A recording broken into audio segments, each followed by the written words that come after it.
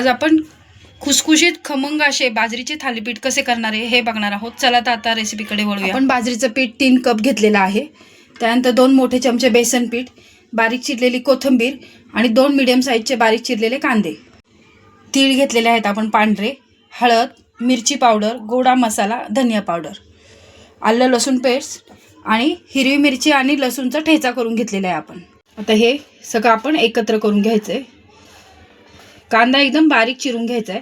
तुम्ही ह्यामध्ये मेथी, पालक असेल तुमच्या घरात, गाजर ह्या भाज्या पण ॲड करू शकता। आता माझ्याकडे ते नव्हतं म्हणून मी ते घेतलं नाही आहे, पण तुम्ही ह्या भाज्यासुद्धा ह्यामध्ये ॲड करू शकता।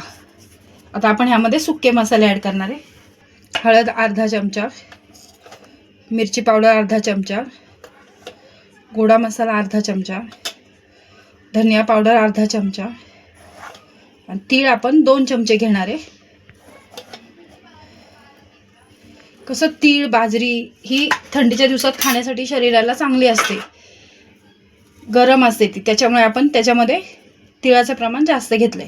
हिरवी मिरची आणि लसूणचा ठेचा घेतलाय। त्यानंतर आलं लसूण पेस्ट 1 चमचा घेतली आहे आणि चवीपुरतं मीठ। आता आपण हे व्यवस्थित हाताने असं मॅश करून घ्यायचे। सगळे पिठं, सगळे मसाले पिठाला व्यवस्थित लागले पाहिजे। त्यामध्ये आपण 1 चमचा तेल ॲड करणार आहे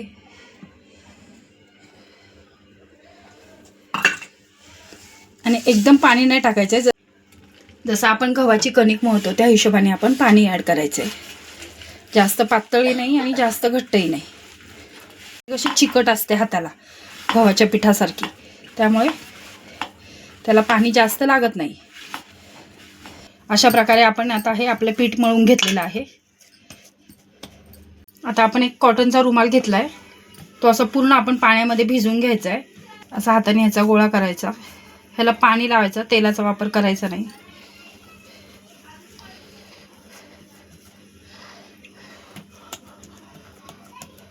जशी तुम्ही भाकर थापता त्याप्रमाणे हे करून घ्यायचं। आता आपण अशा साईजमध्ये हे करून घेतले। ह्याला आपण 4 होल पाडून घेऊया। थोडासा पाण्याचा शितोडा मारायचा आहे। त्यानंतर हा रुमाल असं आपण करायचा, अलगद काढून घ्यायचा आहे। हे पहा एकदम व्यवस्थित निघतो। फक्त प्रत्येक थालीपीठ करताना रुमाल प्रत्येक वेळेस भिजवायचा, ओला करायचा। एका बाउलमध्ये तुम्ही पाणी घ्यायचं आणि त्याच्याने तो रुमाल ओला करायचा।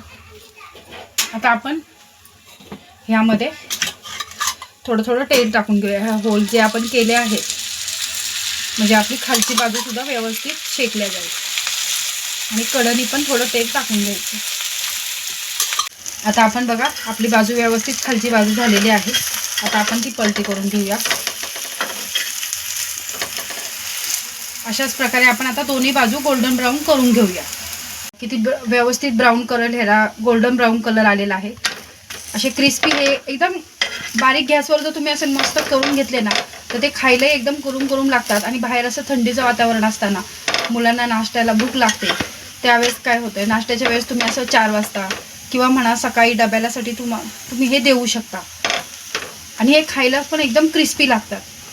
अशाच प्रकारे आता आपण बाकीचे पण आपले थालीपीठ करून घेऊया। आपले थंडीच्या दिवसामध्ये गरमागरम बाजरीचे थालीपीठ खाण्यासाठी तयार आहे।